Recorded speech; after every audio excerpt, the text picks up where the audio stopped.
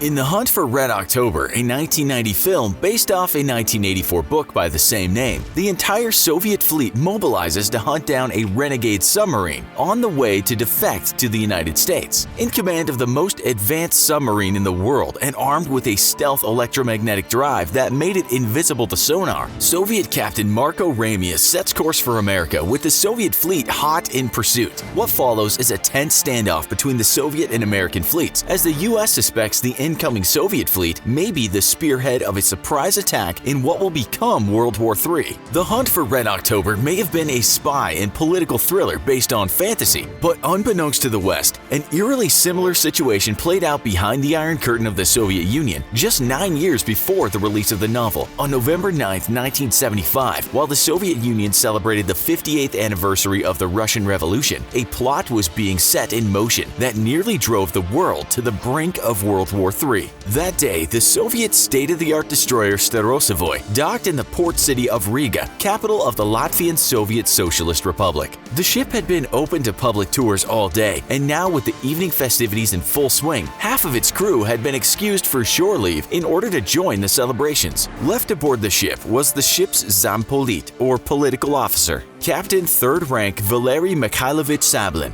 As the ship's political officer, Sablin was second only to the captain himself, and his responsibilities were to see the general welfare of the crew, as well as overseeing their political education. This made Sablin well liked by most of the crew. When they had problems back home, he was the man they went to see. And because his chain of command was completely outside of that of the regular Soviet navies, there was little fear of repercussions if they brought private complaints to him. His position gave him regular access to the crew, while most of the rest of the Soviet officers maintained a distance from the regular enlisted men. This not only made Sablin popular, but gave him a great deal of influence amongst the crew. And as the ship's official political officer, he was largely in charge of shaping the political ideology of each and every man aboard the Starosevoy. The son of a Soviet colonel, Sablin had grown up in the Soviet upper class, a concept which Soviet-style communism was supposed to do away with. But Stalin's implementation of true communism had always fallen well short of the mark. Yet despite his privileged upbringing, Sablin displayed a genuine care for the rest of the crew, which was mostly made up of conscripts from poor farming villages or the lower class living in the cities. These were exactly the people that Soviet policies had exploited and oppressed, Stalin having completely perverted Lenin's original dream of a classless society built on equality. Now most of them were forced to serve military terms in the Soviet military, where they received little pay, poor food, and terrible accommodations. Yet, unlike most political officers, Sablin spent the twice-weekly mandatory political lessons the crew were forced to endure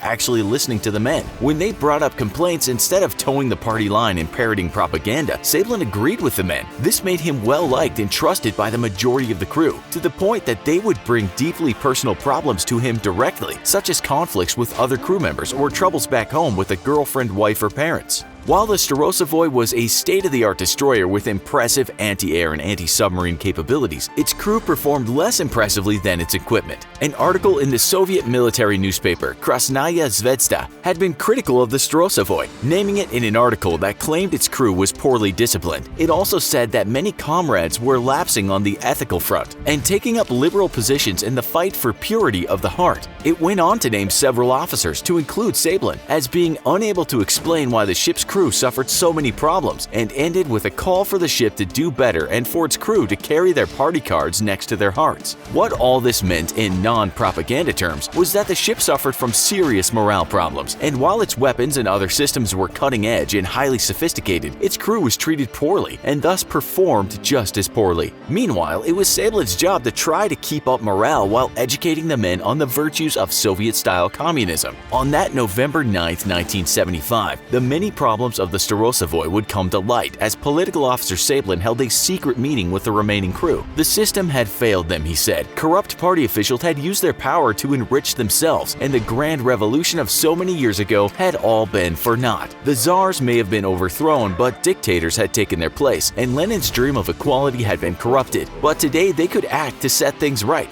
They could take advantage of the patriotic zeal spurred on by the Revolution Day celebrations and broadcast a message to the people directly. calling them to rise up against the corrupt government that oppressed them. Sablin proposed that the crew mutiny and seize the ship, sailing it out of the Bay of Riga to Leningrad through the Neva River, where they would moor alongside the museum ship Aurora, which was a symbol of the Russian Revolution. There, just outside of Leningrad, Sablin would broadcast a revolutionary message directly to the people, saying publicly what he believed the Soviet people were too afraid to say themselves. Socialism and the motherland were in danger, threatened by corrupt party officials who sought only to enrich themselves. The plan was risky. The moment the Soviet Navy detected the Starosevoy leaving Soviet waters, it would fear that the ship was trying to defect to the west and give chase. It might even attack the ship directly, and if the crew were caught, they would no doubt be imprisoned and likely executed. Sablin then proposed a vote amongst the senior officials left on the ship, with 8 officers in favor and 7 against it. The 7 who were against the mutiny were locked in a compartment below the deck, and the captain was lured to a separate compartment by Sablin, claiming that drunk officers needed to be disciplined, only to be locked in as well. The remaining crew needed to be won over now, and with a fiery speech he won the crew's support, exciting them with the talk of revolution and a future full of new possibilities. Any who did not wish to join in the revolution were locked away without violence, but unbeknownst to Sablin and the rest of the crew, one of the officers who had voted in favor of the mutiny had secretly snuck away. He ran across the docks to a guard post and warned the soldier there that the crew of the Starosevoy was planning to mutiny and sail the ship out of port, but the soldier on duty refused to believe the officer, believing him to be drunk from the festivities. Though the original plan had called for the Starosevoy to set sail in the morning with the rest of the fleet and then break away once in international waters, the discovery of the missing officer forced Sablin to act. Fearing that they would be imminently discovered, Sablin ordered the ship to set sail under the cover of darkness, and within minutes the 3,500-ton ship had slipped out of port. As the ship reached the mouth of the Daugava River at 3 a.m., another sailor who was secretly opposed to the mutiny jumped overboard. Swimming to the far shore in icy cold water, the sailor managed to pull himself up onto the beach and run to a nearby road. There he tried to flag down passing cars, but none of them stopped, assuming yet another drunken sailor who had over-celebrated the holiday.